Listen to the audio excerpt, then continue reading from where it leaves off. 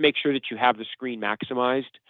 Just like anything else you use, if you're Internet Explorer or using Chrome or Edge or whatever, make sure that the screen, if you're using your laptop, is maximized. I know it's a little bit more difficult with the ebook because, again, you've got to split your screen between the two.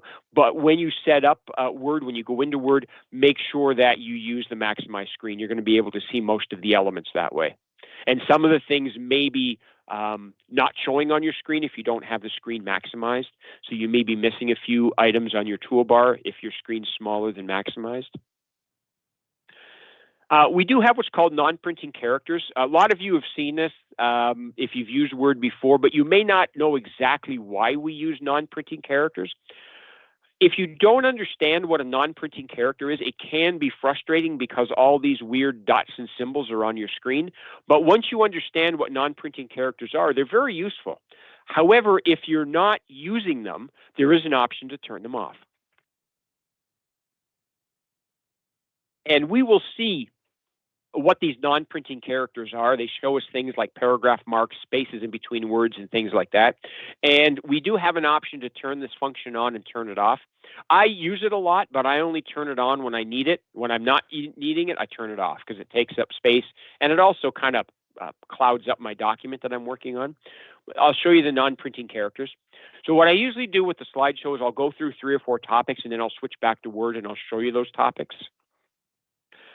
Saving a document, again, we have to remember to save our document once we're working on it. Don't wait till the very end to save it because you know your computer can lock up. Something can happen, it can crash. You don't want to lose work that you're working on.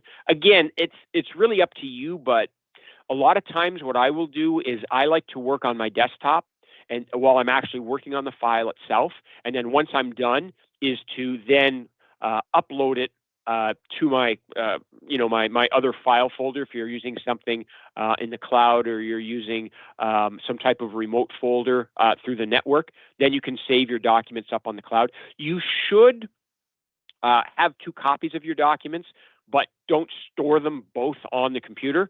Have one if you want locally on your laptop, and you can have another one saved up to your OneDrive or whatever. That way, if something happens and your laptop crashes, you haven't lost all of your work. Because unfortunately, coming to me and saying, I had all my work done and my laptop crashed, I lost it all, that's not a valid excuse. Because it's so easy to, you can go out and buy a little USB stick if you need, plug it in, keep your work copied on. You should always have your work backed up in more than one place because stuff happens, right? You've got your OneDrive, if you've got a cloud drive, if you have a cloud drive through Gmail, whatever, you have lots of options to store backup copies of your work. So saying that you lost your work because the computer died, unfortunately, is not a valid excuse, okay? It's like, well, okay, but just send me it from your backup then. If you don't have that, well, then you're going to have to redo the work. So, again, saving a document, very important. It's the same thing, if I'm saving your marks and stuff, and you come to and you want me to show you your marks, I don't have an option to say to you, well, I lost all your marks and I didn't have a backup. To you, that's not acceptable. It's the same thing when you're working, and even when you're, submitting work to me, you have to keep backups of your work. If you lose them, that's not acceptable. I've worked for many years at different companies, and simply saying to somebody, well, I kind of lost the work. My supervisor says, well, that's too bad. That's on you. That you've got to redo it then. Okay, so saving a document, make sure that you have it backed up somewhere. Now, once you have submitted your document to me, I've marked it and sent it back to you, you don't need to keep it after that. I'll never come back, in 3 months and say, oh, send me that, chapter 1 exercise again. When you send it to me, I have copies of it then. But until you send it to me as a completed work, it's your responsibility to make sure that it's backed up and it's saved somewhere in case something happens to your laptop.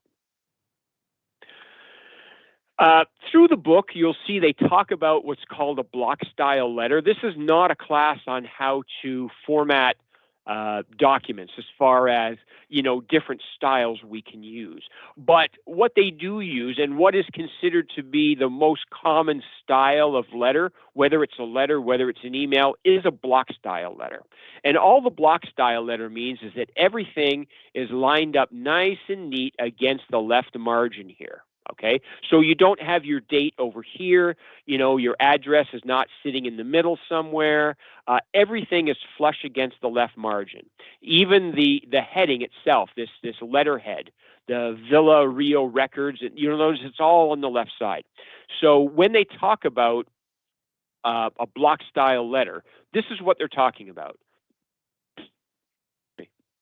Everything nice and lined up evenly on the left-hand side of the margin. We have a place for a date. We have a place for an inside address. We have a place for a salutation. There's the body of our letter right here. We have a sincerely yours. We have the person who the letter's from. In this case, Leo, his or her title. And below that, we have typist initials and an enclosure.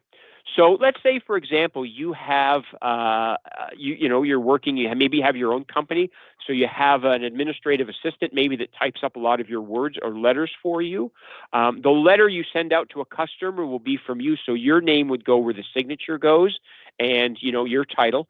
But if you didn't actually physically type the letter up, the person who typed the letter up for you, their initials goes down here in lowercase. And also, if there's an enclosure, so for example, if you typed up a letter to your customer and you said, please see your enclosed invoice, by putting enclosure right here, this tells the person who receives the letter that there should be additional documents in the letter. Because sometimes, accidents happen. Sometimes we may forget to add the invoice to the letter. So at least this way, when the person receives the letter, Jalen receives the letter, if there's no enclosure, but it says enclosure here, they know that something's missing. They can always contact you and say, hey, Leo, by the way, I never received your enclosure. So that's what the enclosure means here. It means there's additional paper or additional documents that should be in the envelope. So that gives you just a quick outline on what they talk about with a block style letter. And this is the same way that emails should be written. Any letter you're sending out to customers, anything that's going out of the office in the form of a letter should conform to this block style letter. This is probably the most used style of letters, is called this block style letter. And they give you just a quick showing of it here. Okay, so with all that gone over at this point, we can now start looking at some of the features of Word. And Word has something called autocomplete feature that, among other things, will automatically insert dates and regularly used items. When you want to see an autocomplete, you have to type out at least 4 letters of the autocomplete. So the autocomplete feature will automatically insert words based on patterns that you type in. So the most common one, of course, being the date. And to begin the date, we have to start typing the month and a screen tip will appear. We press enter to accept their suggestions. We can also insert an inside address. Now, this won't come up as an autocomplete, but basically the second thing you do when you're doing a letter would be to insert an inside address. So if I quickly pop back here to Word, and I'll show you a couple of things here. We're going to go with a blank document. And I'm going to put the zoom up to about 175. Good. And like I said, as we go along, if you have questions, just let me know. So sometimes when you're typing through your document, you may see some of these autocompletes pop up. It's really up to you whether you want to use it or not. And sometimes the autocomplete that pops up as a suggestion isn't actually even what you want to type. But for example, today's date is September 19th. So when I start to type September, you notice I had to type a minimum of 4 letters. If I type 2 letters, nothing pops up. A third letter, nothing pops up. As soon as I hit that 4th letter, that will bring up an autocomplete. Now, for people who type properly, I don't type properly. I use fingers and thumbs, right? Like that. But I mean, a lot of people type with all 8 fingers and 2 thumbs.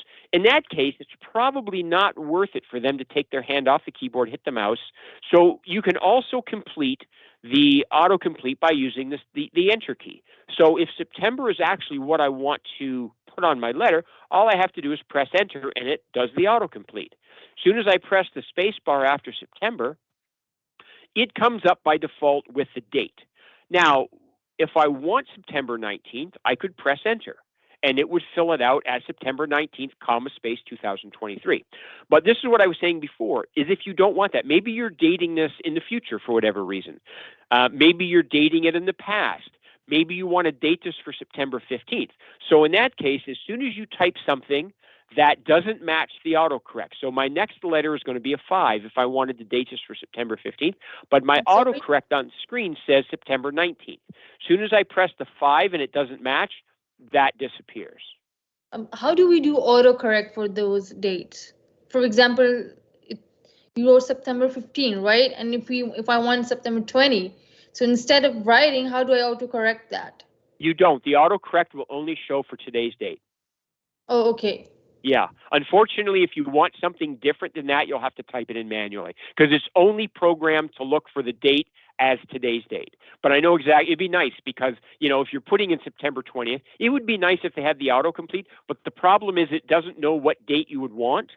So it can't do an autocomplete that way. The closest you could get would be putting in September, letting it autocomplete, and then putting in 20, 2023.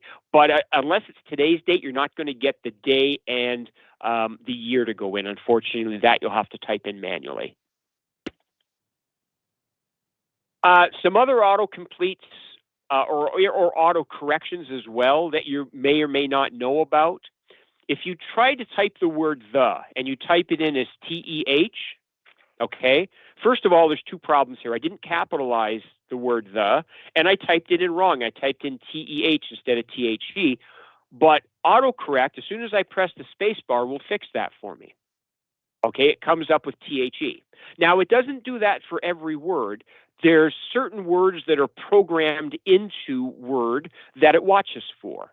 Certain ways that you can spell words, common ways that you may misspell a word, and it can fix it. Same thing, if I put in ADN, it'll autocorrect it to and. Now, I'm so sorry. How do you autocorrect that? Like, how do you make that? Well, these entries are autocorrect. And what did you press on the laptop? Okay, well, all I did, it does it automatically. You don't have to press anything. I just typed in TEH, and then I pressed the space bar. As soon as I press the space bar, right, pressing this, you have to press the space bar because that tells Word that you're done with that word. So it won't try and match anything until you're finished with the word. As soon as you press the space bar right here, it probably didn't do it this time because I had already done it before. Let's try it again. TEH, actually, TEH. There we go. As soon as you press the space bar, then whatever you type in, it scans it against a list of words that it has. If it finds a match, say for the autocorrect, and it goes down the list and it sees TEH, then it knows to replace it with the word the. Now, when we get a little bit further into Word, I'm not going to show you today, but when we get a little bit further into Word, we can actually see where these auto corrections are. You can actually add your own. So if you accidentally add something that's wrong, you can fix it. So again, a lot of these autocorrects will happen, and you may not even know that. If you're not, like, I don't type properly, so when I type, I look at the screen, and I look at my keyboard, okay?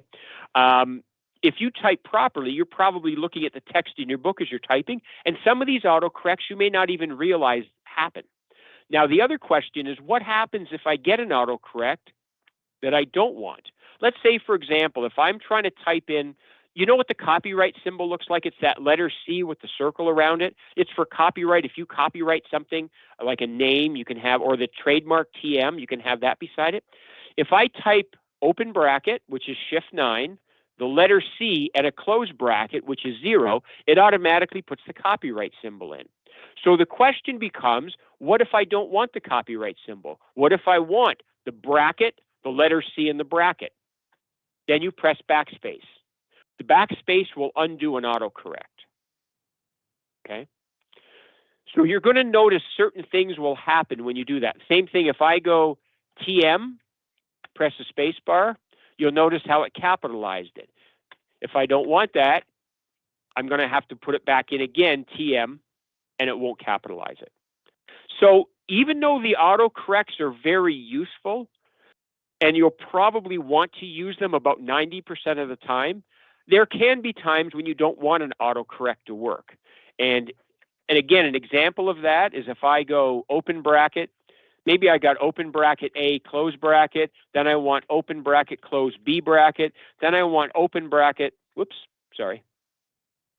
open bracket C, close, and it does that. I'm saying, I don't want that. I need it to be bracket C bracket. I just backspace it, and it'll undo it.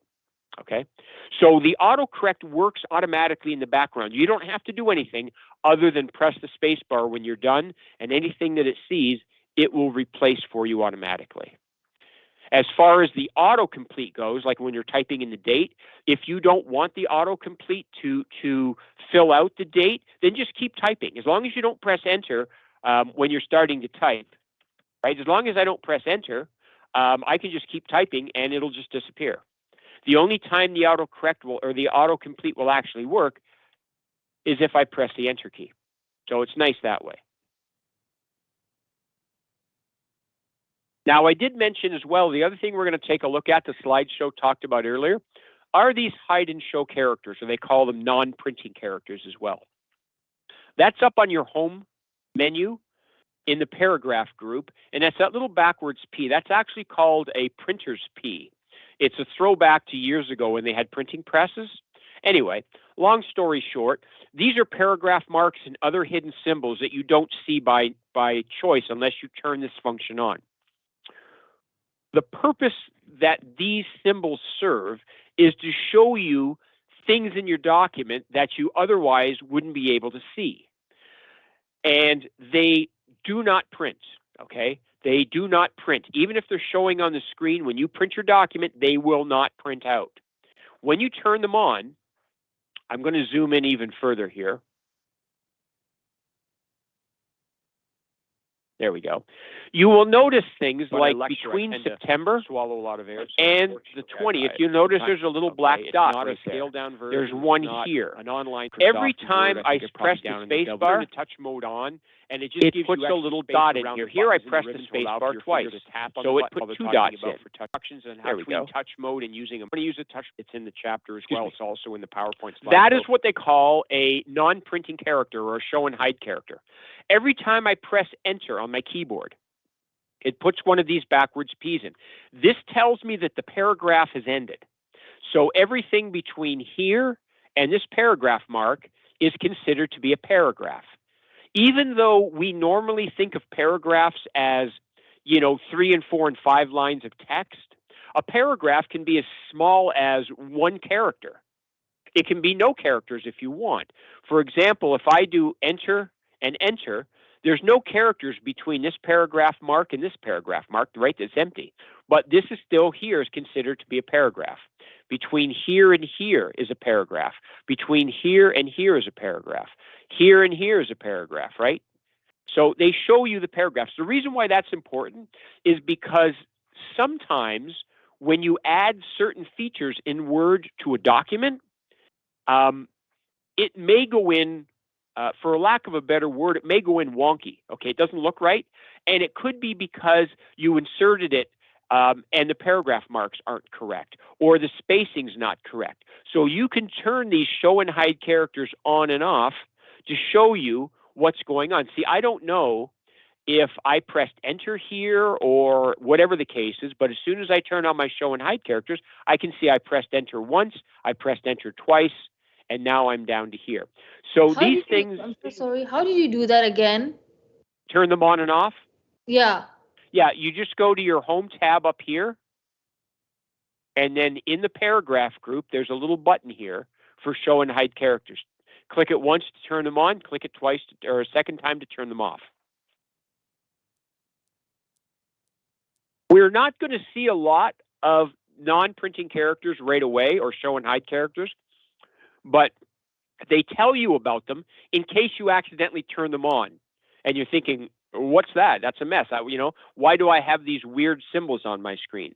It's just because they're show and hide characters. We will see these more as we get through this chapter and as we get into future chapters.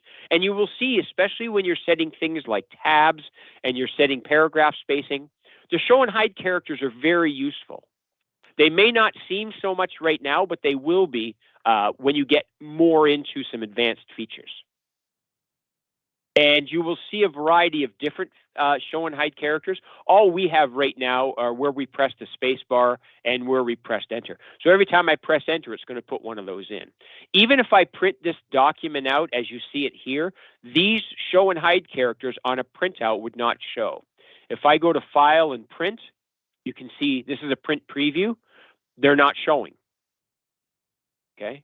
Even though I have it turned on in my document, if I go to Print Preview to print it, you'll notice it's not showing. Okay, it's designed not to print out. They're only visible online when you're working with the document electronically on the screen. Okay, let's bring this back over for a minute. And again, this is just starting to talk a little bit more about different components of the letter.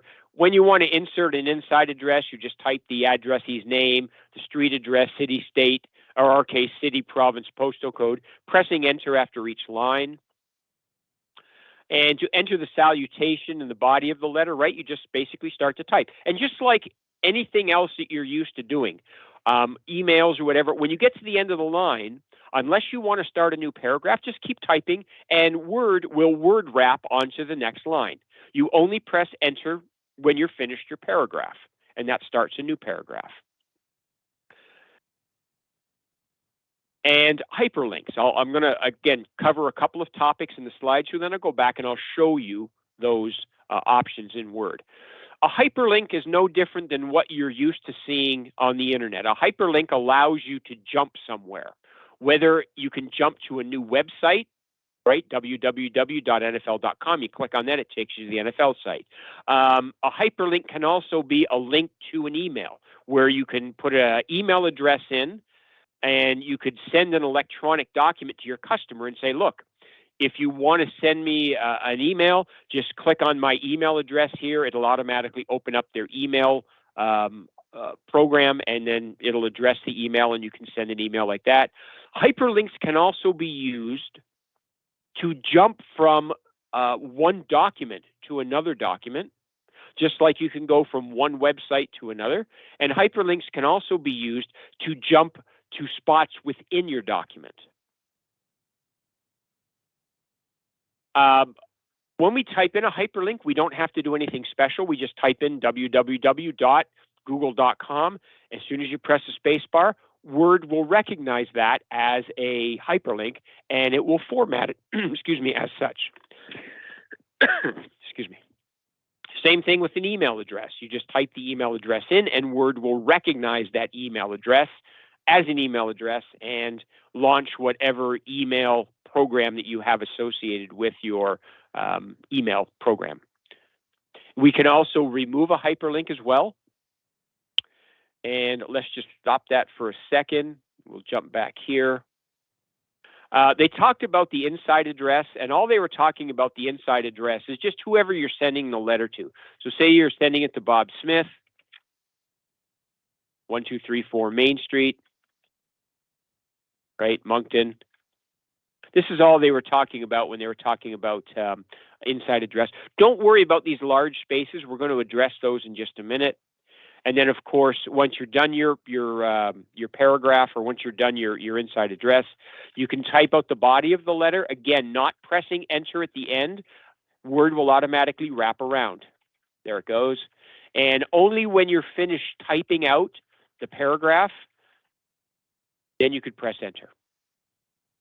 So you can see if I turn my show and hide characters on, from here all the way down to here, all this is considered to be a single paragraph. The same way that everything between here and here is a single paragraph. Anything that appears between two paragraph marks is considered to be a paragraph, whether or not there's even text. Between this paragraph and this paragraph, that's considered a paragraph, but there's no text in it. A paragraph doesn't have to contain text. But that's how you can tell, okay? How many spaces do I have in here? How many blank lines? Well, I've got one. I can see it right here. I got a paragraph mark, so I know. So you can use those show and hide characters for those types of things. The other thing it talked about, hyperlinks. If I want to put a hyperlink in my document, I can go www. My my favorite site, NFL.com. Nothing's going to happen until you press enter. As soon as you press enter, then you're going to see that pop up. You can actually link to this site. The only thing is when you put your mouse pointer over, it does say you have to hold down the control key. So on your keyboard, you'd have to hold down one of your control keys. And then while you're holding the control key down, you'll get that little pointing hand. When you click on that, then it will launch your site. There it is, NFL.com, and boom, there we are. Okay. Same thing with an email address. If I put in gwhite@oultoncollege.com, nothing's going to happen until I press a space, the space bar. Anytime you press a space bar, that's what tells Word I'm done with that. You can check it. As soon as it checks it, it sees the @ symbol, it sees .com, it knows it's an email address, and it formats it as such. So again, I could hold down Control key, I could click on that to follow, and it's going to open up my Outlook right here. And you didn't see it, but it pulled up this screen for me, and it automatically addressed my email to the email address I have here. Now, there is still some stuff you would have to do, right? You'd have to put in your subject, you'd have to type in your email, but Word recognizes these. I'm not going to save that. Word recognizes these hyperlinks, whether it's to a website or whether it's to an email address. Now, if you no longer want the web address, I mean, you can just simply select it and press delete. That will get rid of it. Sometimes, however, you may want to keep the address, but you don't want it as a hyperlink. Okay? So, excuse me. You may want to keep this, but you don't want someone to be able to necessarily click on it. So what you could do is you could highlight that, right-click on it, and choose Remove Hyperlink. Removing the hyperlink will leave your text. It's still going to say gwhite@oultoncollege.com, but it's going to remove that hyperlink to the mail program. So when the user tries to click on it, it doesn't recognize it as a hyperlink. It just recognizes it as plain text, and really nothing's going to happen. So when I click on Remove Hyperlink, you'll notice it changes it back to regular black text like this is. And if I try and hold my Control key down and click on it, nothing happens, right? It just tries to select the text. So the hyperlink is gone. The text is still there, but the hyperlink is gone. So by all means, you can use these hyperlinks in your Word documents. You can use them in your email address or your email documents, whatever you want. It's just basically something that Office now recognizes. Never used to be like that. You used to actually have to type it in. Then you would have to format it. You'd have to open up the hyperlink window. You'd have to go in and you'd have to put the email or the hyperlink address in manually. It was a real pain. Now, at least, Office recognizes. It's not just Word. You can do the same thing in Excel. You can do it in PowerPoint. You can do it in Access. Any Office program you have will recognize a web address. It'll also recognize an email address and set those up automatically as hyperlinks.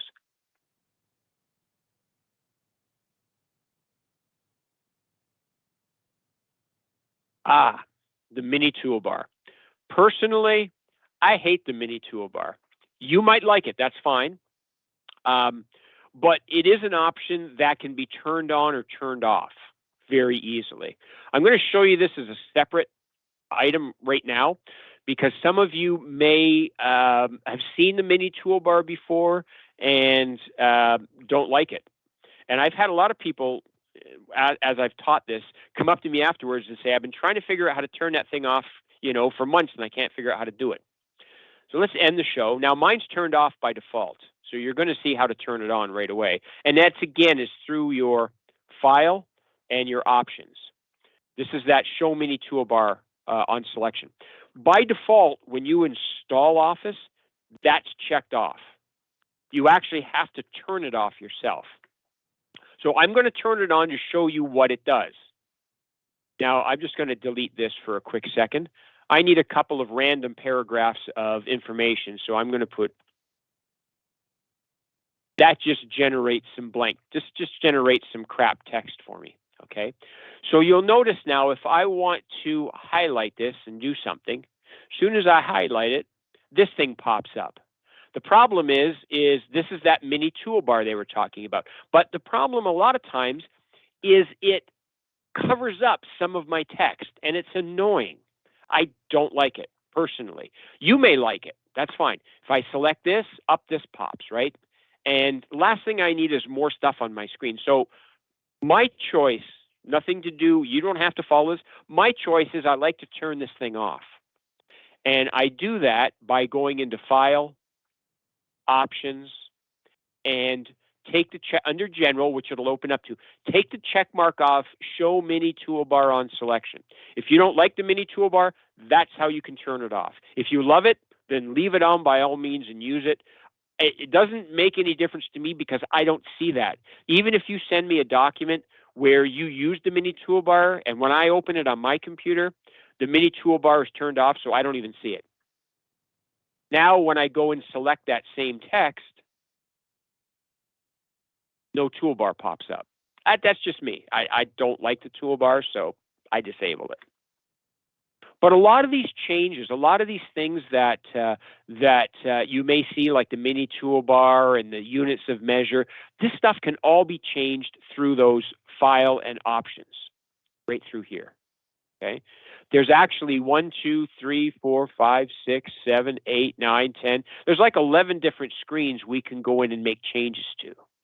And the nice part about this, if you do something and you say, oh, I really like that mini toolbar, I didn't want to turn it off, you can just go right back in and just check it off to turn it back on. And most of the settings and most of the changes you make in here do not require you to close Word down and open it back up. Okay? Some of them might, but the majority don't. You can make the change without having to close Word down and open it up. And if you want some help on what some of these do as well, I may have disabled the help as well on mine. A lot of times you can click on these. Yeah, I think I've disabled the help on mine as well. We'll talk about that when we get into the help. A lot of times you can get, maybe it's just, see here, might just be moving it over there. Oh, sorry. It's not a clickable thing. You just move the mouse pointer over it and it'll tell you. So if you're not sure what live preview is, you can leave your mouse there for a second and it'll tell you what that feature does. But again, Word is very customizable. Office is very customizable. You can set it up the way that you want. There's no right or wrong way for that. Drag this back for a second. So, like I said, I'm not spending a tremendous amount of time on a lot of these basic features. Undo and redo commands, very, very nice. I'm going to show you those in a second. Most people probably already know about those. The other thing is moving the insertion point around. This assumes that you're moving the insertion point around by using your keyboard keys. That's fine. You can do that if you want. You'll notice for people that have used Office before, there's probably 12 different ways to do every feature. The book simply shows you one way. They can't possibly show you every way to move your insertion point around. You can do it with the keyboards. You can do it with the mouse. You can do it with keyboard shortcuts, not even just the arrow keys, but keyboard shortcuts. So there's lots of ways to move your insertion point around. I don't mind, or I don't want to say I don't care, but I don't care in the sense that is if you've been doing a certain feature in Word a certain way, and the book tells you to do it a different way, by all means, keep doing it the way that you're comfortable with, okay? If you want to bold some text and you like to use Control B as a shortcut, and the book says, no, you got to select it and go up and click on bold. No, you don't. You can keep selecting it by Control B. I use the idea or the state of mind that I don't care how you do something as long as you do it correctly. Okay, as long as in the end, as long as that word is bolded, I don't care, and I don't want to use that as a bad word, but I don't care if you select it and click on B for bold, if you use Control B, I don't care. To me, it's fine. You have to get comfortable with whatever way works best for you. And just because the book shows you one way to do it, if you say, oh, I don't do it that way, that's fine. You can do it however you want. Because when you send me your document, I can't see how you do it, first of all. All I want to check is make sure that that word is bolded. If it's bolded, 100%, there you go. We'll go down to the next thing you have to do. So moving the insertion point around, you can do it with the keyboard, you can do it with your mouse. However you want to do it is not a problem at all. So end show on this real quick. It basically, really quickly here, undo and redo. If I'm typing some stuff out and it's like, I didn't really want to type that. I mean, yeah, you can select it and delete it. You can also use the undo button. Okay. Remember, the undo button has a list of things that you did. When you undo stuff, you have to undo it in the same order that you did it in. In other words, what I'm saying here is if I select September 20th, 2023, and then I want to bold it, and I want to italicize it, I want to underline it, and then I want to turn the font red. And then I say to myself, I don't really like the bold. If I use the undo command, I've done three things since I bolded it, right? I italicized it, underlined it, I turned it to red. I have to undo those first to get back to the bold there. So sometimes the undo button isn't really worth it to use. So in other words, if I had it all bolded and underlined and italicized and font color, I want to turn the bold off. It's faster for me just to go and click the bold button. Now, if I just did something, like let's say, for example, I centered it and I said, well, don't like that. If I want to undo it right away, that's where the undo button is really effective, because I can just use the undo button to put it back. If I've done 20 or 30 things, I don't want to undo all the stuff that I want to keep to get back to one thing I haven't done. Okay, so just keep that in mind with the undo button. You can use it as a wonderful tool. I use it all the time. But if it's something that you did 5 or 10 or 15 steps ago, you may not want to undo those 14 steps that you do want to keep just to get to that 15th step. Because when you drop the arrow down, I can't pick and choose. Okay, if I want to undo this typing in www.nfl.com, I have to undo everything that I highlighted above that to get to that point.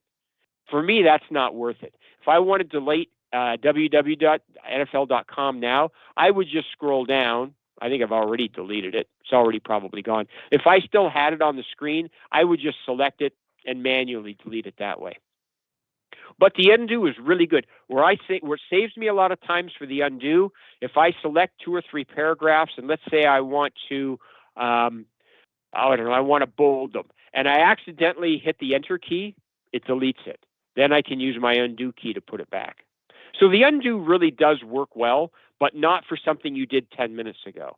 And the redo button just simply does the opposite, right? So again, if I select Bob Smith and I bold it, italicize it, underline it, and center it, or left align it, and then I say, okay, I want to undo that because I don't like it. And then for whatever reason I say, oh, I really like it and I want to put it back, I can use the redo button. The redo button just adds my steps back. So undo and redo, the undo just undoes what you did, and the redo just puts back what you did. That's all it does. The important thing to remember with this is when you close down your document and save it, all of your undos are gone for that document. So saving it doesn't save the undos.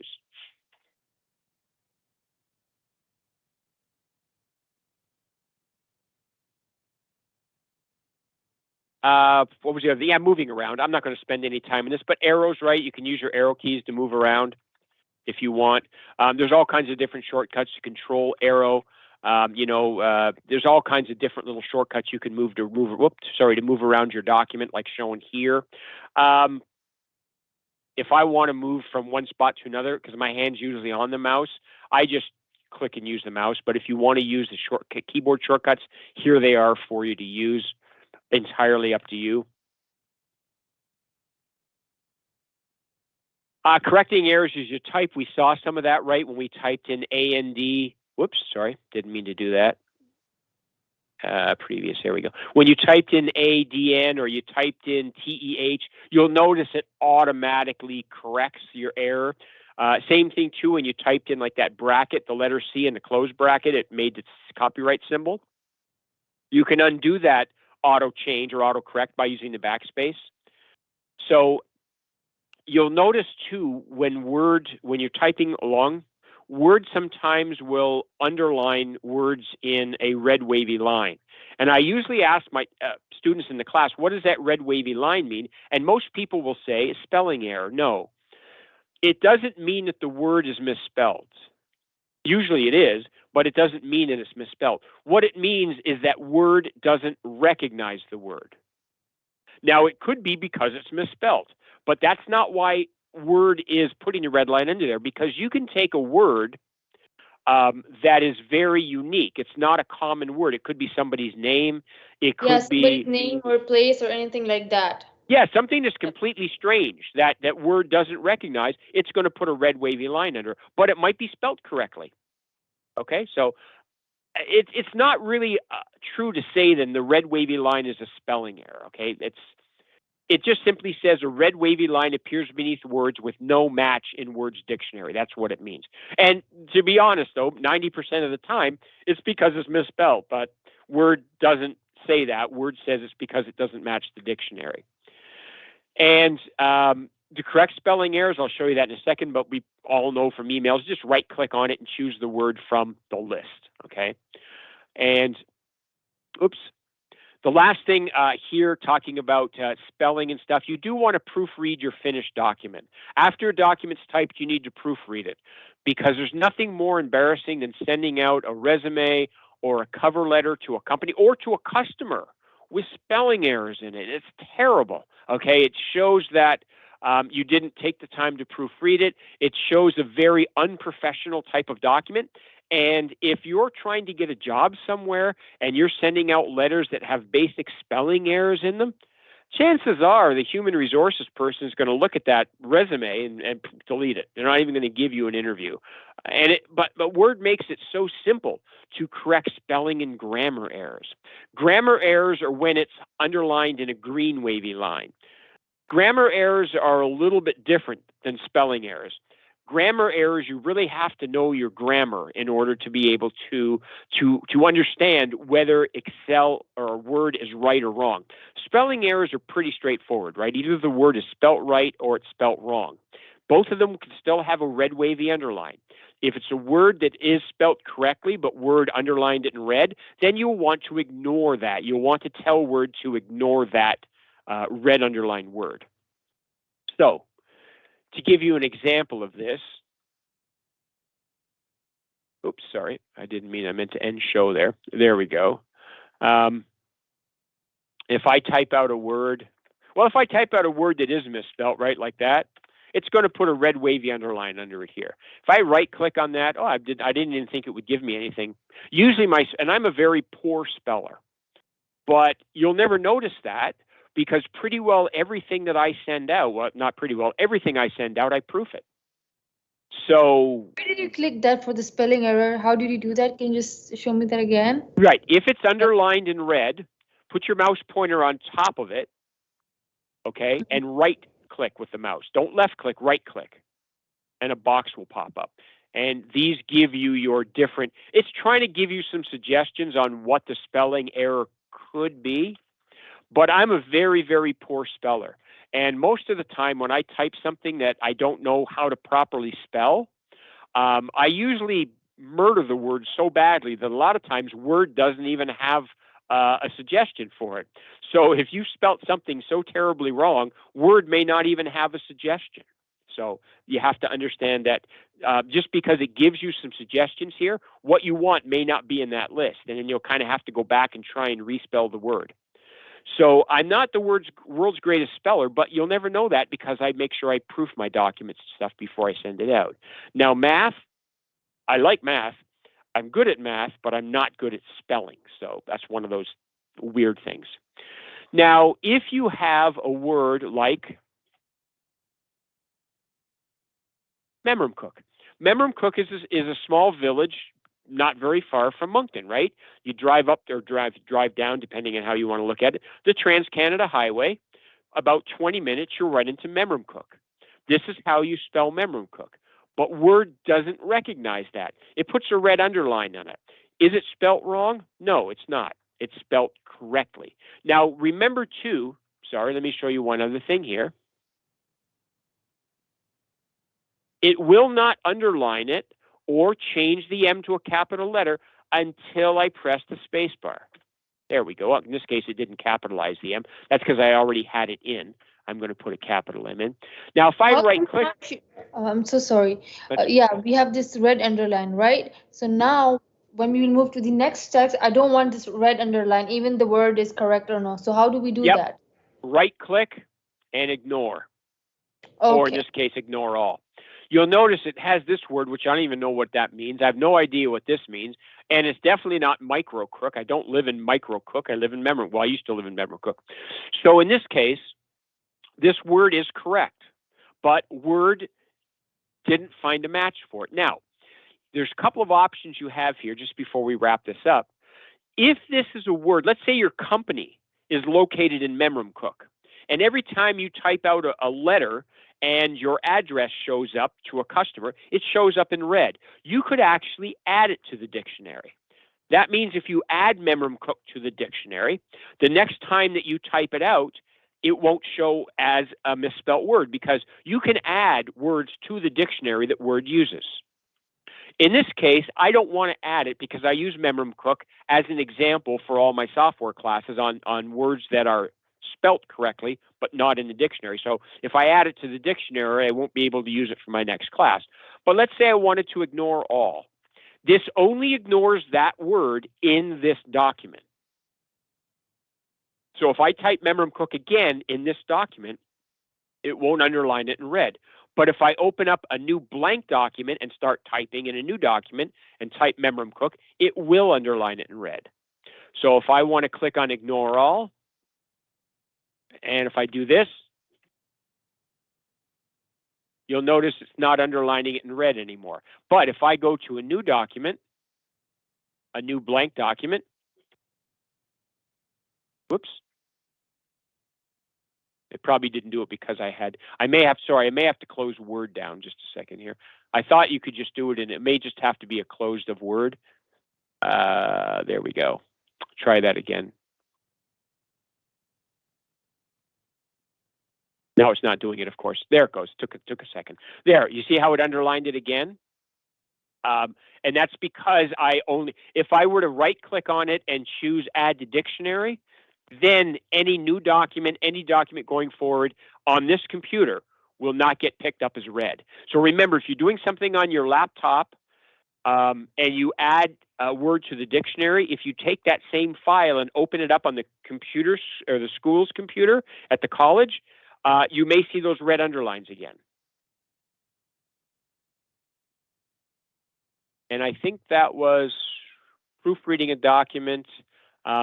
Yeah, basically, just make sure that when you're done your document, you do go through and you look for any spelling errors underlined in red, anything like that, something that you want to correct before you send out. Now, sometimes you will find a green underline. Sometimes the grammar errors are harder to get. Let's try this. He run far. See if that will. That's not even correct grammar, but it's not picking it up. Sometimes it's hard to get it to pick up a grammar error. Let me try one other one here. She rode the horse. Rode, of course, the wrong use of the word rode. I give up. The grammar error, if there's a grammar issue and you can see the grammar is not always correct on here, because I mean, that is not the right, it should have been RODE. The grammar doesn't always work that well. And you really have to know your grammar errors. But when you have a grammar error that Word's picked up, it'll put that same wavy underline, but it'll do it in green. The green means it's a grammar error.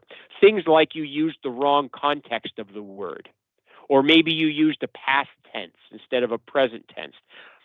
But when it underlines it in red, it usually does a pretty good job for the spelling, okay? It's usually pretty accurate with the spelling.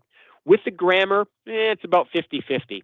Like you can see right here, there's two grammar errors right there, right? He run far. Obviously, that's not correct. It should be he ran far. And she rode the horse. It should be RODE, not ROAD. ROAD is what we drive on. But again, Word didn't pick it up. So the grammar is not always that accurate. So take the grammar with a grain of salt as far as what is correct and what's not. One last thing I want to mention, and I'll let you guys go, is when you're doing, let's say, a replacement of a word. A thesaurus, when you use a thesaurus, Word has a thesaurus built in. So if I do something like home, then I press enter. If I want to use the thesaurus synonyms right here, we're going to see this later, but I like to talk about it right now. What a synonym is it's basically a word that you can use in place of another word.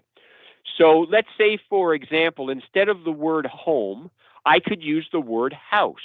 Means the same thing, basically, but it's a different word. The problem is when you do a resume up and you're doing a cover letter, you don't want to say things like, at the college, at Oulton's College or Oulton College, I signed up for these classes. I really enjoyed the classes. The classes were really great, and here's a list of my classes. You've used the word classes like 4 times. You want to be careful using the same word over and over and over. Now, obviously, not words like the or words like and. I'm talking about non-conjunction words, words that don't pull words together. So, for example, I could write or I could type in classes. And let's say I've got classes 3 or 4 times in my document. I want to use a word that means classes but is something a little different. I can right-click on it and go into synonyms. Okay, so instead of using classes, I could use courses.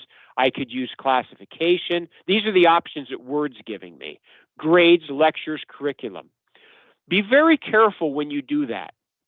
If you're not 100% sure of what the word means, don't try and use a different word in its place, okay? Because the English language is a difficult language to understand. It's probably one of the weirder languages that you can use. Even myself, I mean, I've been speaking English since the day I was born. I did all my elementary school, all of my high school, college, all that stuff in English, writing papers and whatnot. And I still have trouble sometimes with using proper grammar, using proper terminology in English, because it's a messed up language, right? For fun, if you want some time, go onto the internet and search for, why is the English language messed up? And look at some of the websites that come up. It's crazy.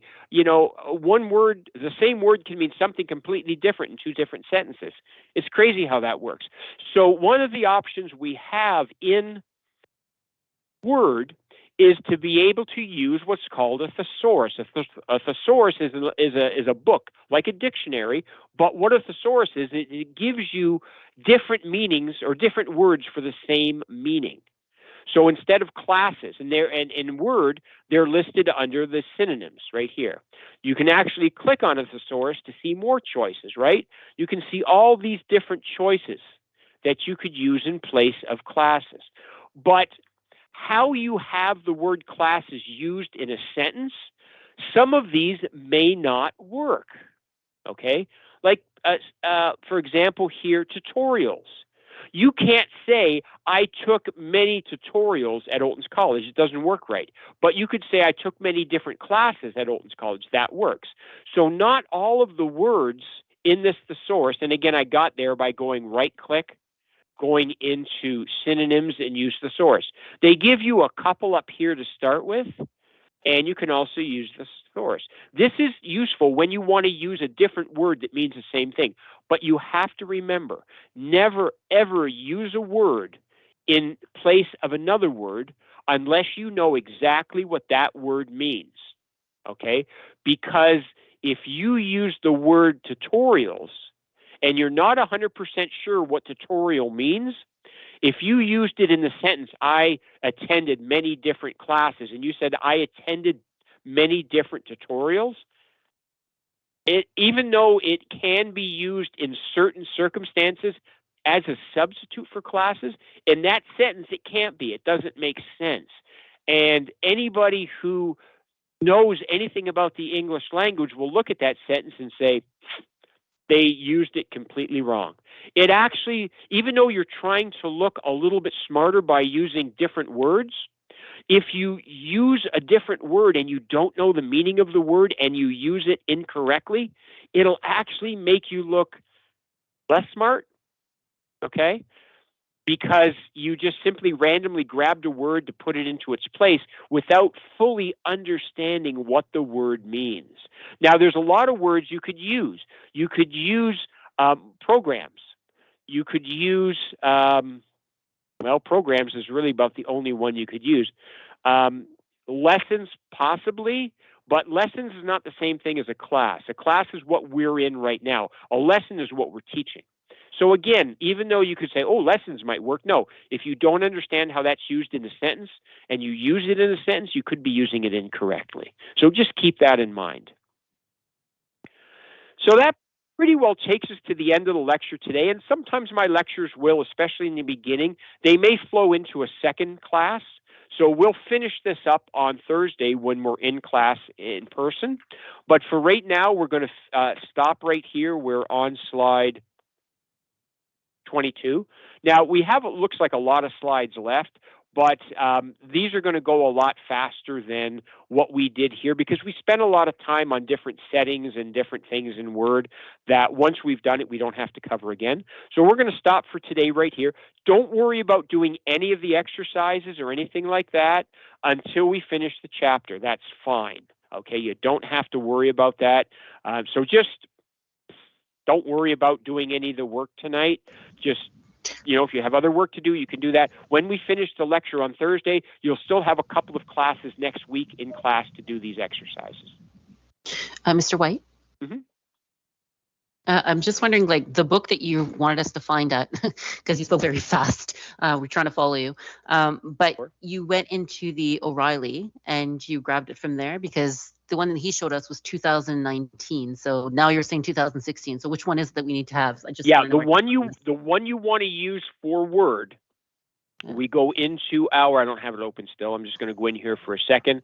I'm going to open up my AMP Educator. Yeah, I've got that. But when I got an internal, it just gives me ebooks. And when I click on ebooks. No. So I'm just going to go to your class here. Just let me get it here for a second. There we go. So this is your class. This would be the same thing you may have a fewer fields than I have, but basically this is what you want. You want to go to LIMS, LMS.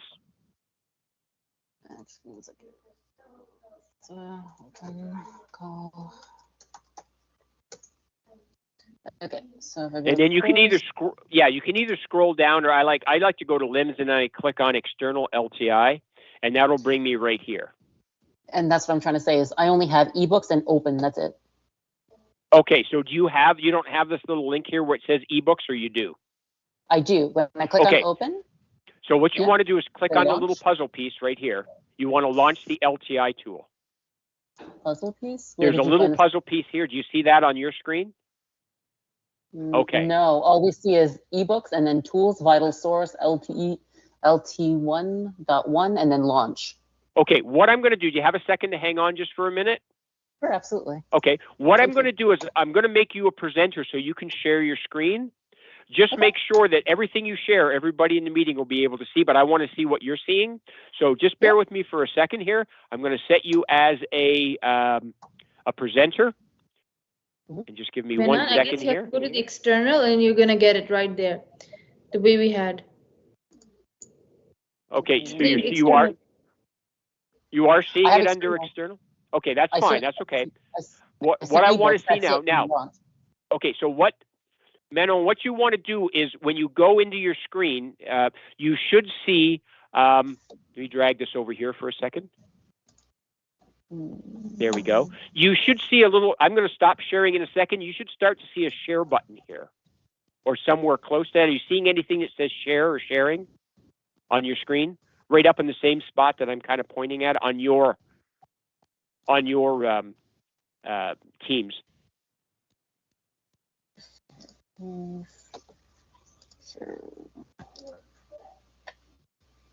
When I stop sharing, right up here next to the leave button, you should have something that says sharing.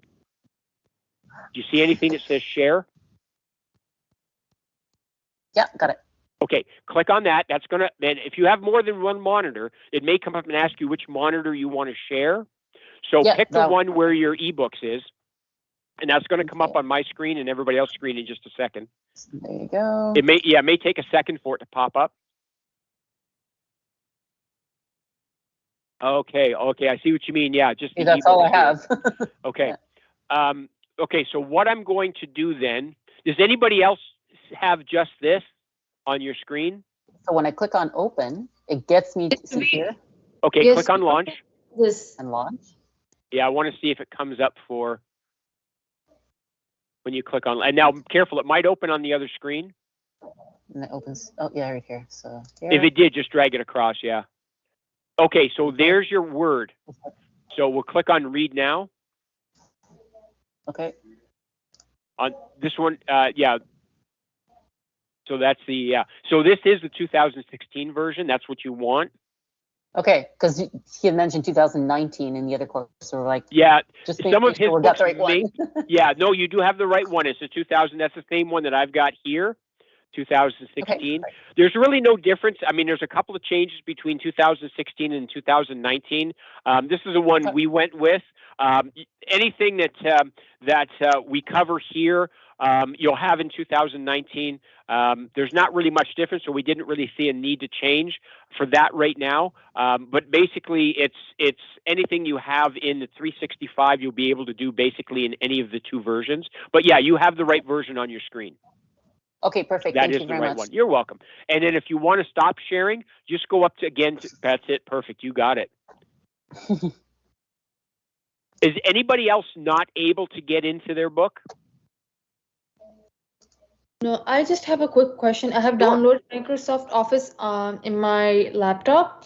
So the book that you're giving us, is it a different Microsoft Office that we're using or the one that I have downloaded? I'm just confused with it should be the one that you've downloaded. If you downloaded the copy from the school that the school provided you, that will be the same version we're using here. No, I don't think so, but I have to figure that out probably on Thursday. Now, did you already have Office installed on your system? I just installed it, yeah. Okay. But I'm not sure if that's the one that we're using. Okay, so what you latest Microsoft Word that I have. Okay, so what you can do for this, just a second, I want to see where that is. It should tell us here. No, help. I think it's under, no, it's not under help. I'm going to go version just a second. There is a spot. That's version history. Okay, just bear with me for a second here. I want to see, there is a spot where we can go. And it should be the 365 version that we're using. It's Word 2016, but it's inside Office 365. And I just want to see, we used to be able to go, there used to be a spot, if I can remember where it is. I haven't looked it up very long, or sorry, that was Outlook I opened. I didn't mean to do that. I just want to see here. Let me share my screen again. Sorry, I didn't realize I didn't have it shared. There we go, just a second here. And what I'm going to do here is we should be able to account feedback. I thought there is a spot we can go where it will show us. No, that's not it. It will show us what version we're using. What's new about Word? I think this could be it here. Yeah, okay, good. Yeah, so basically, if you go to, let me get back here to home. If you go to, I'm just going to open a blank document. If you go to File and go down to Account,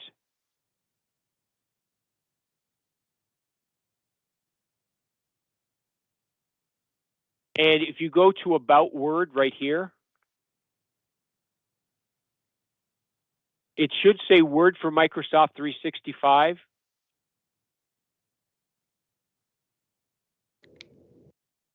Okay. You have the versions. Now, my version may be updated slightly from updates from Microsoft, but it should say Microsoft Word for Microsoft 365. Is that what it's giving you? Just give me a moment. Oh, sure, no worries. Yep.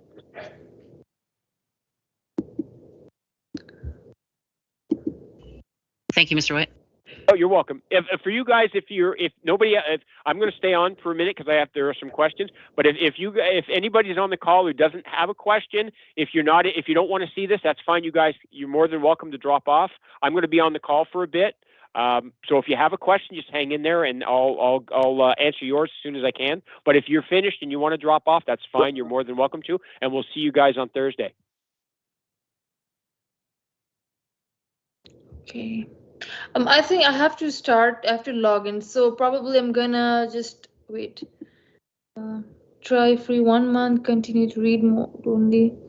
I think I have to download the right one because this is the 365 one, but it says that try free for 1 month. Okay, that's not the one we have then, because it's a full version, the one we have. Yeah, when you log in, you should have an option to download the full version, and that's what you'll want to use, because the full version is the complete version. It's not a trial. You'll be able to keep this for however long you want. Okay, so where do we will we be able to do it on Thursday? Like I can download, or just now? I'm not getting to the point where I can download that specifically. It should be when you log in. That should be done through, if I'm not mistaken, that on the should App be done. Store, it's going to be It there. should be done. It should be done through Teams. Just a second here. Teams. If I'm not mistaken, and I might be, but if I am, then this is where the IT department will help you. If you go to apps, you should be able to see it. I'm not sure. It's been a while since I've downloaded it. But basically, this is where you should be able to see it here under the apps option. Okay, and then?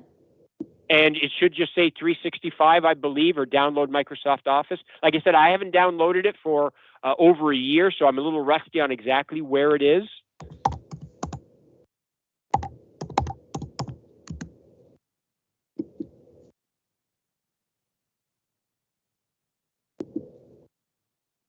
I believe that's where it comes up in the apps option. It might even be in here as well. I don't believe so, but I think it is in apps. Trying to look. I can't see it in the Google Play app. Like no, the Play Store. No, it probably won't be there because this is a full version of Office. So it doesn't come as an app. It actually comes as a full download. If you guys aren't seeing it here, click on the little 3 dots and see if anything shows up. Yes, it does. It's like Word, Shift, Task by Planners. Yeah, I think the only thing with this is I suspect this is probably the online version. So what you'll want to do then, because unfortunately, I'm not sure exactly where you go to download it. I had the IT department downloaded on mine as well. Okay, so I'm probably going to go to the IT right. Do you have a laptop as well? Yeah, I have the laptop. Did you get it downloaded on your laptop, or is that what you're using now?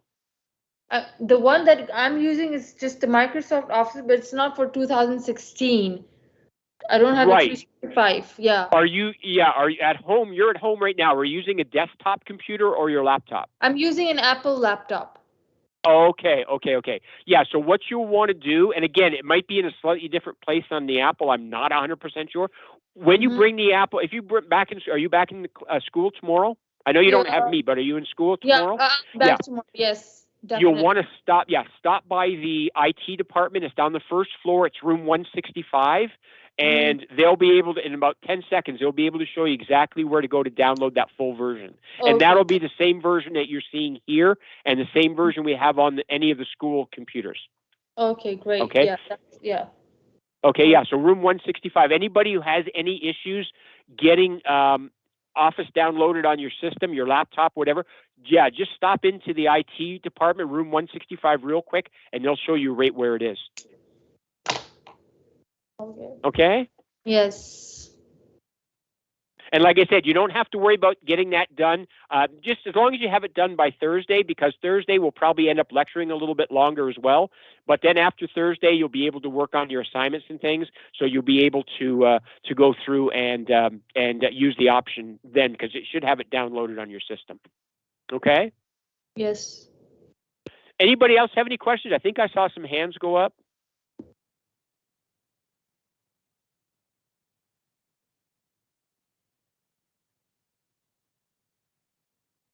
you.